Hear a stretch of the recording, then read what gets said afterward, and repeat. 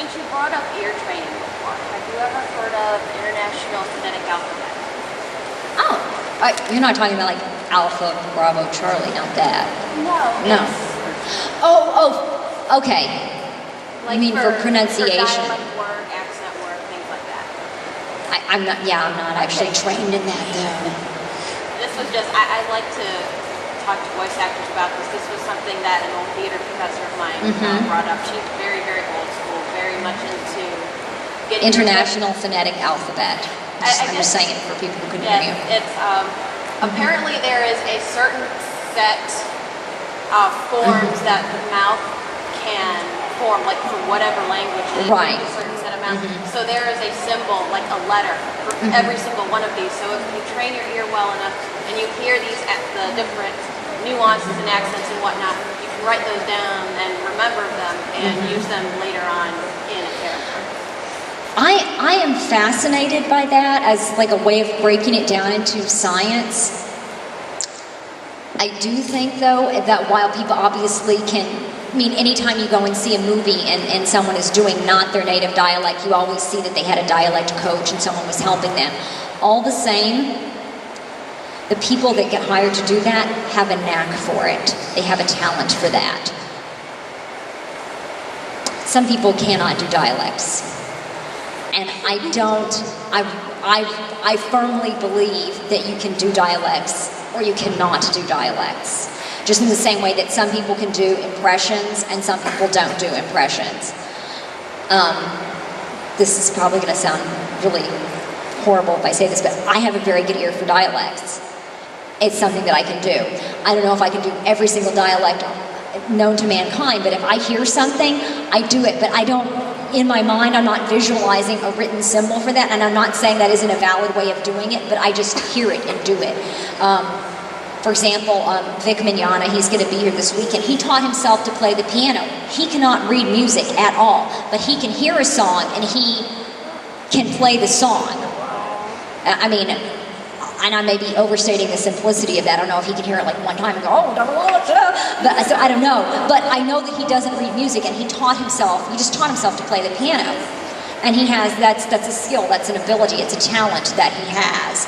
And I have an ear for dialects. I've gotten hired on a couple of jobs to do an English accent, and I was auditioning against people who are actually English.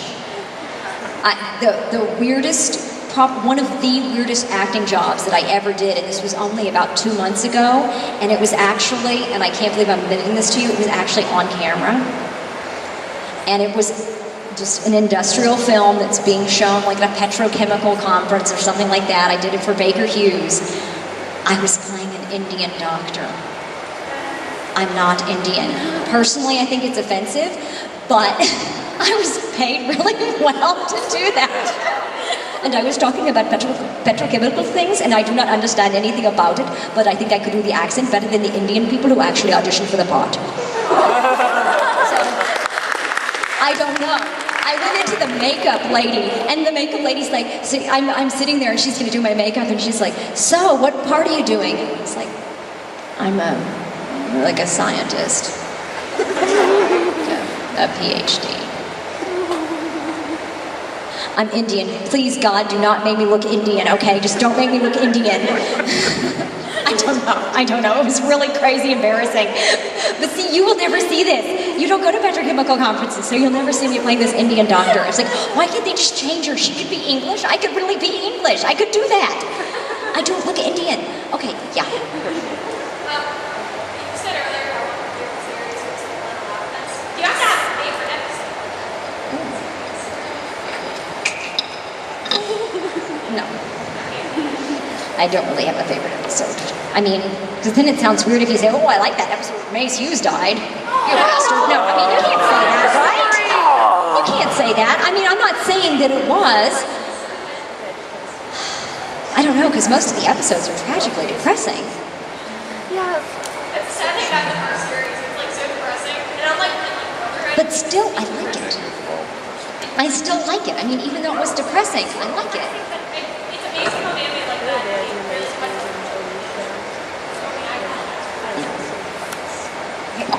Camera guy. Hi there. Yeah. Nestle Pure Life. Okay. Out of all the years you've been attending anime conventions, what are the top 3 conventions you would recommend any of us to go to? Oh, top 3 conventions. Holy mackerel, that is a ridiculously difficult question. Oh.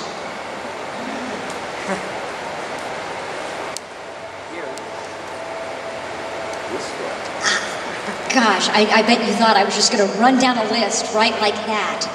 I had a feeling it'd be a difficult question anyway. Yeah, it is, because you know what? My experience at an anime convention or any convention is probably really different than the experience that you have, and the things that I like about a convention or don't like about it probably have nothing to do with the things that you like or don't like about it. So that is really, really difficult for me to say. Like, in the car on the way here, the people that were riding in the car with me, they run the rave. I don't go to the rave. I'm never going to the rave. I haven't been to, my friend Greg Ayers, you know, he DJs a lot of the rave. I was at a convention with him at the first rave. Now, he's been a DJ for many, many, many years. And but this was the first one that he did an anime con. I'm like, oh, Greg's DJ, you know, well, I'll go. And I went there for like half an hour. That's my only rave. I went to one for half an hour, and that was 8 years ago. If I'd known he was going to do like 500 of them, I probably wouldn't have bothered. But so that's my point, is if your thing would be that I want to go to the convention that has the very best rave, I don't know. If your thing is that you want to go to the one that has the very best cosplay, a lot of, like West Coast, really, seriously awesome. I don't know, so that's why it's just really, really difficult for me to say, because I don't know what the things are that you would most value. I think that basically you should go to all of the conventions where I am a guest. That's what I think. That's in my top 1, 2, and 3 suggestions for you today. Wait a minute. Okay. Oh. If you had a choice to play any anime character, or if you'd rather play a character again in the series, what would it be? Ooh. Okay. Not to take away from anyone who worked on the original Speed Racer, but I would like to play the part of Spritle. Spritle, that was originally voiced by Karina Orr. I mean, she did Trixie and she did Mom's Racer and all of that, but just Spritle. Just want to be Spritle. Yeah.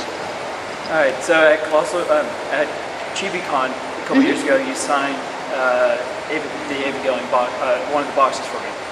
And I never got to return the favor for you. Because I'm the greatest ass in Black Star, I would like to give you my autograph. Oh, that'll be excellent. We can do that at the end of this, which will be in 5 minutes. That will happen only 5 minutes from now. Holy cow, that's exciting. Yes.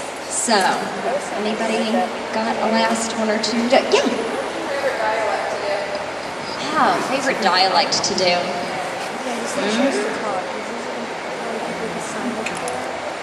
I don't know. There should be one that I just lapse into.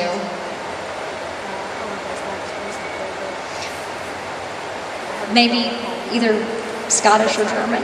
I don't know. It's hard for me to only pick one. It's hard.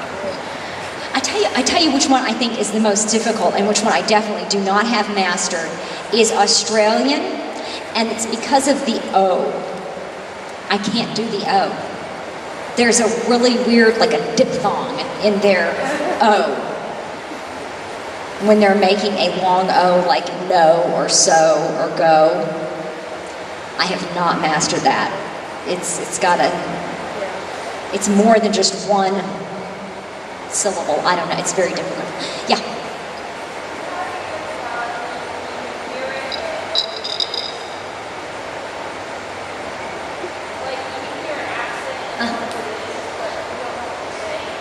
Oh, if I hear an accent and I know what the accent is, but I don't know what they're saying. Is that what you? Oh, okay. Sometimes you mean like if they're speaking in a different language or something. Oh yeah. Well, I still think it's interesting. I love listening to different accents, and I mean I can remember being a little girl and listening to different accents and trying to mimic them and doing ridiculous things. Like, I was not alive at the time John F. Kennedy was, but I'm hearing recordings of him and trying to mimic his accent. It's a very interesting accent. Yeah, but I mean, sometimes I'll just hear it and I don't know what it is, but I want to find out more about it. Welsh is also a little tricky, so I'm kind of working on Welsh because it's nuanced and it's definitely not the same as an English accent. It's very different, but that Welsh, that's what I'm working on. Not that ever comes up. Although there was something, whenever you get voiceover, an audition for something that's like a commercial audition, and they'll give you this really ridiculously involved description of what they want and what attributes this person should have in this riveting 30-second commercial. And I remember there was something that I auditioned for, and this was at least a year or two ago, and they love to put in a reference that this character is like Tina Fey or like whoever. And I remember it, and they put in Catherine Zeta-Jones, and I called my agent. I was like, so do we have to have a Welsh accent? I don't understand what you want. It's like, it's too much information. It's very confusing. Okay, sorry, there was one more person somewhere who was, and I missed them. Was there one person? Oh, okay, last question. Well, it's kind of obscure, but I wanted to know what it was like to work with Mike McFarlane as director, because I know he's very involved in One Piece. Mike McFarlane. I had a great time working with Mike McFarlane. He and I are pretty good friends, and he actually was the first director who hired me at Funimation. I think it was about 2005, I guess, and that was to work on a couple episodes of Case Closed. And then I guess the second thing, I've done probably 20 shows or more at Funimation. But when he was directing Full Metal Alchemist, and he told me he had this character for me, and a bad girl, he said something like, she's a bad girl with a heart of gold, and it's gonna break everyone's heart when she dies, something like that, which was a pretty apt description. And so I had a really good time working with him on that, and and he directed me on the second, the Evangelion 2.0, the You Can If Not Advance movie, and One Piece, and he's directed me on a lot of stuff. And then we're friends outside of that. But he's a good director. I've enjoyed working with him very much. Thank you. Okay, so it is now 8 o'clock, so it's time for whatever the next thing is that will occur in here. But anybody who's over 18, I do encourage you to come to the Tales of Con Horror. I think it's happening in this room at 10 p.m. Ooh, scary. Thank you.